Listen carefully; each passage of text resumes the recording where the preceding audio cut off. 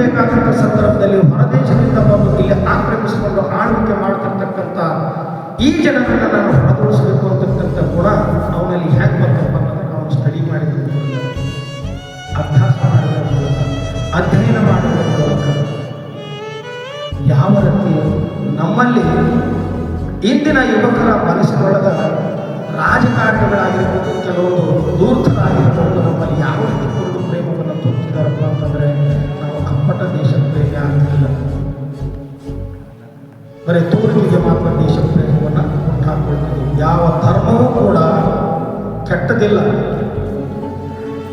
ಅದು ಇಸ್ಲಾಂ ಧರ್ಮ ಆಗಲಿ, ಹಿಂದೂ ಧರ್ಮ ಆಗಲಿ, ಅಥವಾ ಕ್ರಿಶ್ಚಿಯನ್ ಧರ್ಮ ಆಗಲಿ, ಜೊರಾಸ್ಟ್ರಿಯನ್ ಧರ್ಮ ಆಗಲಿ, ಎಲ್ಲ ಧರ್ಮಗಳ ಒಬ್ಬ ಮನುಷ್ಯ ಮತ್ತೊಬ್ಬನ ಮನುಷ್ಯನನ್ನು ಪ್ರೀತಿ ಮಾಡು ಅಂತಲೇ ಹೇಳಿದ ಹೊರತಾಗಿ ಯಾವ ಧರ್ಮವು ಕೆಟ್ಟದ್ದಾಗಿ ಇರ್ತಿಲ್ಲ.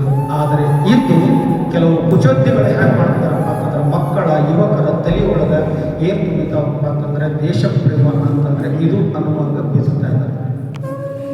ನಮ್ಮ ಧರ್ಮಕ್ಕೆ ಕುತ್ತು ಬರ್ತಿದೆ, ಎಷ್ಟು ಕುತ್ತೆ ಬಂದಿದೆ ನಮ್ಮ ಧರ್ಮಕ್ಕೆ, ಈಗ ಬಂದಿದೆ ನಮ್ಮ ಧರ್ಮ ಕುತ್ತ. ನಾವು ಆತ್ಮಾವಲೋಕನ ಮಾಡ್ಕೋಬೇಕಾಗಿದೆ. ಹಿಂದಿನಿಂದಲೂ ಕೂಡ ಕುಚೋದ್ಯಗಳಿದ್ರು, ಈಗೂ ಕುಚೋದ್ಯಗಳಾದರೆ ಮುಂದೂ ಇರ್ತಾರೆ. ಎಲ್ಲಿ ತನ ಕಾಲ ಇರ್ತದೆ, ಈ ದೇಶ ಇರ್ತದೆ, ಈ ಜಗತ್ತು ಇರ್ತದೆ, ಅಲ್ಲಿವರೆಗೂ ಕೂಡ ಕುಚೋದ್ಯಗಳು ಇರೋವರೇ. ಆದರೆ ನಿಮ್ಮನ್ನು ಬಳಸುವ ರೀತಿಯನ್ನು ಅದು ತಪ್ಪಿಲ್ಲ. ಆದರೆ ಓದಿಕೊಂಡಿರ್ತಕ್ಕಂಥ ನೀವು ರಾಷ್ಟ್ರಪ್ರೇಮವನ್ನು ನಿಮ್ಮ ಮನದಾಳದಲ್ಲಿ ಹುಟ್ಟಿನಿಂದ ಹಿಡಿದು ಕೊನೆಯವರೆಗೂ ಸಾವಿನವರೆಗೂ ಕೂಡ ನಿಮ್ಮ ದೇಶದ ಬಗ್ಗೆ ಆತ್ಮಾಭಿಮಾನ ಇರುವಂತೆ ಬರ್ತದೆ. ಹಾಗೆ ಬದುಕಬೇಕಾಗಿರಪ್ಪ ಅಂತಂದ್ರೆ ಸರಿಯಾಗಿ ಓದಿನ ಕೊರತೆ ನಮ್ಮ ಮಕ್ಕಳಲ್ಲಿ ಬಹಳ ಕಡಿಮೆ ಇದೆ. ಕೇವಲ ವಾಟ್ಸಪ್ ಗ್ರೂಪ್ ತೆಗೆದು ಕೆಲವೊಂದು ವಿಡಿಯೋಗಳನ್ನು ಮಾಡಿಬಿಡ್ತಾರೆ, ಆ ವಿಡಿಯೋಗಳನ್ನು ನೋಡೋದು, ಅದನ್ನು ನೋಡಿನೇ ದೇಶ ಪ್ರೇಮವನ್ನು ಇದು ಮಾಡಿಕೊಳ್ತಾ ಇದ್ದಾರೆ. ಯಾವ ರಾಜಕಾರಣಿಗಳ ಮಕ್ಕಳು ಬಂದು ದೇಶ ಪ್ರೇಮವನ್ನು ಕೆಚ್ಚನ್ನು ಹೊತ್ತುಕೊಂಡು ಬೀದಿಗೆ ಬಂದು ಹೋರಾಟ ಮಾಡಿ ಯಾರ ದೇಶ ಪ್ರೇಮವನ್ನು ತೋರಿಸಲು ನನಗೆ ನಮ್ಮಲ್ಲೇ ಧರ್ಮ ಭೇದ ಭಾವವನ್ನು ಬಿತ್ತಿ ನಮ್ಮಲ್ಲೇ ಕುರುಡು ದೇಶ ಪ್ರೇಮವನ್ನು ತುಂಬಿ ನಮ್ಮನ್ನು ಹಾಳು ಮಾಡಿ ತಾವು ಒಳ್ಳೊಳ್ಳೆ ಕುರ್ಚಿಗಳನ್ನು ತಾವು ತಮ್ಮ ಮಕ್ಕಳು ಪಡ್ಕೊಳ್ತಿದ್ದಾರೆ ಹೊರತಾಗಿ ಯಾವುದಕ್ಕೂ ಕೂಡ ಕಿಂಚಿತ್ತು ದೇಶ ಪ್ರೇಮ ಇಲ್ಲ. ನಾನು ಕಂಡುಕೊಂಡಿದ್ದು ಇತಿಹಾಸ ವಿದ್ಯಾರ್ಥಿಗಳಲ್ಲಿ ಬೇರೆ ಬೇರೆ ಸಬ್ಜೆಕ್ಟ್ ವಿದ್ಯಾರ್ಥಿಗಳನ್ನು ಓದಬೇಕು. ಪುಸ್ತಕ ಓದದೇ ಯಾವ ಜ್ಞಾನವೂ ಕೂಡ ಬರಲಿಕ್ಕೆ ಸಾಧ್ಯ ಇಲ್ಲ. ಭಗವದ್ಗೀತೆ ಸರ್ವಶ್ರೇಷ್ಠವಾಗಿರ್ತಕ್ಕಂಥದ್ದು, ಅದನ್ನು ಸರಿಯಾಗಿ ಅರ್ಥ ಮಾಡಿಕೊಂಡ್ರಪ್ಪ ಅಂತ ನೀವು ಜಗಳಾಡೋದೇ ಇಲ್ಲ. ಇಸ್ಲಾಂ ಧರ್ಮದ ಕುರಾನ್ ಅದನ್ನು ಸರಿಯಾಗಿ ಓದ್ಕೊಂಡ್ರಪ್ಪ ಅಂತ ನೀವು ಜಗಳನಿಲ್ಲ. ಇಸ್ಲಾಂ ಅದರ ಶಾಂತಿ, ಮೊಹಮ್ಮದ್ ಪೈಗಂಬರ ಶಾಂತಿಯ ಸಂಕೇತವಾಗಿ ಕೆಲವು ವಿಚಾರಗಳನ್ನು ಹೇಳಿದ್ದಾರೆ ಅವರೊಳಗೆ. ಆದರೆ ಅವರು ಅರ್ಥ ಮಾಡ್ಕೊಳ್ತಾ ಇಲ್ಲ. ಹಿಂದೂಗಳಾಗಿರ್ತಕ್ಕಂಥ ಭಗವದ್ಗೀತೆಯನ್ನು ನಾವು ಸರಿಯಾಗಿ ಅರ್ಥ ಮಾಡ್ಕೊಂಡಿಲ್ಲ. ಕ್ರಿಶ್ಚಿಯನ್ ಧರ್ಮವನ್ನು ಅರ್ಥ ಮಾಡ್ಕೊಂಡಿಲ್ಲ. ಆದರೆ ಅರ್ಧಂಬರ್ಧ half knowledge is most dangerous ಅಂತಾರಲ್ಲ, ಹಾಗಾಗಿ ನಮ್ಮ ಪರಿಸ್ಥಿತಿ ಅರ್ಧಂಬರ್ಧ ನಾಲೆಜ್ ತಗೊಳ್ತಾ ಇದ್ದೀವಿ ನಾವು. ಅದಕ್ಕಾಗಿ ನಿಮ್ಮಲ್ಲಿ ಪರಿಪೂರ್ಣ ಜ್ಞಾನ ಬೇಕು. ಆ ಜ್ಞಾನ ಇದ್ದಾಗ ಮಾತ್ರ ಯುವಕರು ತಮ್ಮ ಬುದ್ಧಿಮತ್ತೆಗೆ ಕೆಲಸ ಕೊಟ್ಟು ಯಾವುದು ಒಳ್ಳೆಯದಲ್ಲ, ಯಾವುದು ಸರಿ ಮಾರ್ಗ ಅಲ್ಲ ಅದನ್ನು ಅರ್ಥ ಮಾಡಿಕೊಂಡು ನಡೆದಾಗ ಮಾತ್ರ ರಾಷ್ಟ್ರ ಅಂತಕ್ಕಂಥದ್ದು ಬಲಿಷ್ಠ ಆಗಲಿಕ್ಕೆ ಸಾಧ್ಯ. ಯಾಕೆ ಭಾರತವನ್ನು ಜಗತ್ತು ಗೌರವಿಸ್ತಿದೆ? ಹಿಂದಿನವರು ಹಾಗಿದ್ದರು, ಸಮಾನತೆಯ ಸಂಕೇತವಾಗಿ ಆ ಸಂದರ್ಭದಲ್ಲಿ ಎಲ್ಲರನ್ನ ಸರಿಯಾಗಿ ನೋಡ್ಕೊಳ್ತಾ ಇದ್ರು. ಅವರು ಹಿಂದೂ ಅಂತಿರಲಿಲ್ಲ, ಮುಸ್ಲಿಂ ಅಂತಿರಲಿಲ್ಲ, ಕ್ರಿಶ್ಚಿಯನ್ ಅಂತಿರಲಿಲ್ಲ, ಯಾರು ಬಂದರೂ ಕೂಡ ಸ್ವಾಗತ ಮಾಡ್ಕೊಳ್ತಿದ್ರು ಭಾರತೀಯರು. ಎಲ್ಲರಿಗೂ ಗೌರವ ಕೊಡ್ತಿದ್ರು. ಅತಿಥಿ ದೇವೋ ಭವ ಅಂತ ಕರೀತಾ ಇದ್ರು.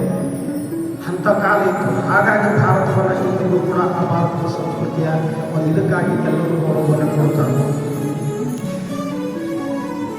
ಈಗ ನಾವು ಅತಿಥಿ ದೇವೋ ಭವ ಅಂತ ಇಲ್ಲ, ಏನು ಅಂತ ಇಲ್ಲ. ನಮಗೆ ರಾಷ್ಟ್ರನೂ ಬೇಕಾಗಿಲ್ಲ, ಏನೂ ಬೇಕಾಗಿಲ್ಲ, ಕೇವಲ ಎಂಟರ್ಟೈನ್ಮೆಂಟ್ ಬೇಕಷ್ಟೇ. ಯಾಕೆಂದರೆ ಮಾಡ್ತಾರೆ ಭಾರತದ ಸಂಸ್ಕೃತಿಯನ್ನು ಬಿಟ್ಟು ವಿದೇಶಿಯ ಸಂಸ್ಕೃತಿಯನ್ನು ಅಡಾಪ್ಟ್ ಮಾಡಿಕೊಂಡು ಮೈ ಮೇಲೆ ನಾಯಿಗೆ ಚಾಟಿ ಹರ್ಕೊಂಡು ಫ್ಯಾಷನ್ ಅಂತ ಹೇಳ್ತಿದ್ದಾರೆ.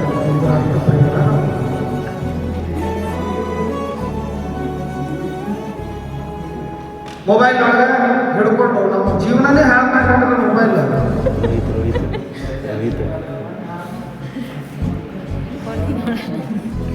ಯಾವುದು ಸಾಧಕ ಅಲ್ಲ, ಯಾವುದು ಬಾಧಕ ಅಲ್ಲ, ಯಾವುದು ಮಾಡ್ಕೊಳ್ತಾ ಇಲ್ಲ. ಅಂದರೆ ಈ ಮೊಬೈಲನ್ನು ಕೊಟ್ಟಿದ್ದಾರೆ, ಮೊಬೈಲ್ ಯಾವ ರೀತಿ ಮಾಡಬೇಕು ಅಂತಂದ್ರೆ ನಮ್ಮನ್ನು ಹಾಳು ಮಾಡ್ತಾ ಇಲ್ಲ. ಯಾವುದಕ್ಕೆ ಮೊಬೈಲನ್ನು ಬಳಸ್ಕೋಬೇಕು ಅದಕ್ಕೆ ಬಳಸ್ಕೊಳ್ತಾ ಇಲ್ಲ. ಮನಸ್ಸನ್ನು ಹರಿಬಿಟ್ಟು ಹುಚ್ಚುಚ್ಚಾಗಿರ್ತಕ್ಕಂಥ ವಿಡಿಯೋಗಳನ್ನು ನೋಡೋದು, ಹುಚ್ಚುಚ್ಚಾಗಿರ್ತಕ್ಕಂಥ ಇದನ್ನು ನೋಡೋದು, ನಮ್ಮ ಮನಸ್ಸನ್ನು ಕೆಡಿಸ್ಕೊಂಡು ದಾರಿ ತಪ್ಪು. ಎಷ್ಟೋ ಇವತ್ತೇನು ನನ್ನ ಜೀವನದೊಳಗೆ ನೋಡಿದ್ದಿಲ್ಲ. ಆ ರೀತಿ ನಮ್ಮ ಬದುಕನ್ನು ನಾವು ಕಂಡುಕೊಳ್ತಾ ಇದ್ದೀವಿ. APJ ಅಬ್ದುಲ್ ಕಲಾಂ ಅವರು ಇಂದಿನ ಯುವಕರು ನಾಳಿನ ಭವಿಷ್ಯತ್ತು, ದೇಶದ ಆಸ್ತಿ ಅಂತ ಹೇಳಿದರು. ಆದರೆ ಅವರು ಯಾವ ರೀತಿಯ ಜೀವನ ಮಾಡಿದರು ಅಂತಕ್ಕಂಥದ್ದು ನಾವು ಅರ್ಥ ಮಾಡ್ಕೊಳ್ಳೋದಿಲ್ಲ.